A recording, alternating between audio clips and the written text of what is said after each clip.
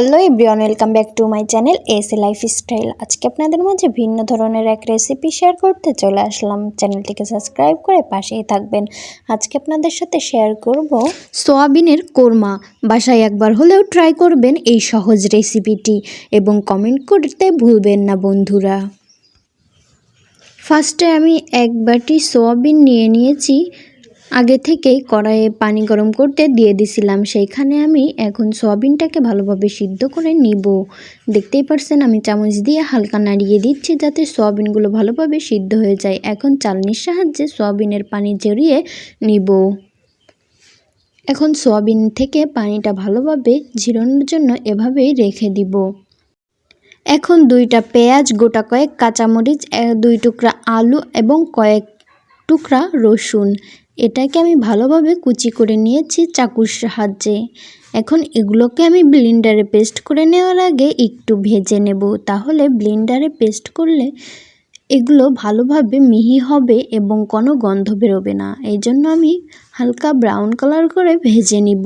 আপনারাও এই প্রসেসটি ফলো করে দেখবেন, আপনাদেরও রান্নার টেস্ট দ্বিগুণ বেড়ে যাবে।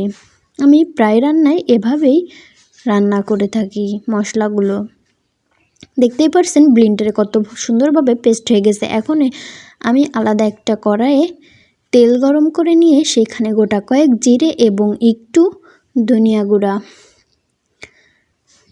গোটা কয়েক কাঁচামরিচ 2 টুকরো করে এখানে দিয়ে দিব। আর আগে থেকেই মশলাগুলোর পেস্ট করে রাখছিলাম সেটা এখন এখানে দিয়ে হালকা কষিয়ে নিব। অল্প একটু পানি মিশিয়ে নিয়ে মশলাগুলোকে ভালোভাবে দিয়ে নিচ্ছি। এইখানে আমি শুকনা মরিচের গুঁড়া ইউজ করছি, ধনিয়া গুঁড়া 2 চা চামচ,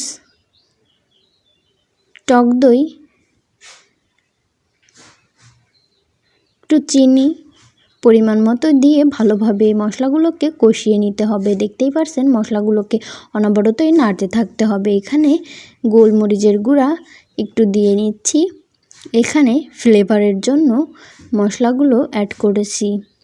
এখন আগে টক দই এখানে মাস্ট দিতে হবে। টক দই না দিলে এই সয়াবিনের কোরমাটি পারফেক্টভাবে হবে না। আর এখানে দিয়ে দিচ্ছি এলাচ গুঁড়া।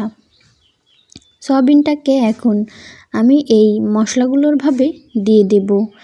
এখন সবগুলোকে ভালোভাবে কষিয়ে নিয়ে আমি এখন পরিমাণ মতো পানি দিয়ে দিচ্ছি। আপনারা আপনাদের পরিমাণ মতো পানি দিয়ে নেবেন।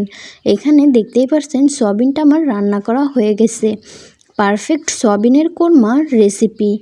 আমার এই ভিডিও দেখে অবশ্যই বাসায় একবার হলেও ট্রাই করবেন এবং এই খুব সহজে এই রেসিপিটি আপনাদের কাছে কেমন লাগলো সেটাও কমেন্ট করতে ভুলবেন না বন্ধুরা।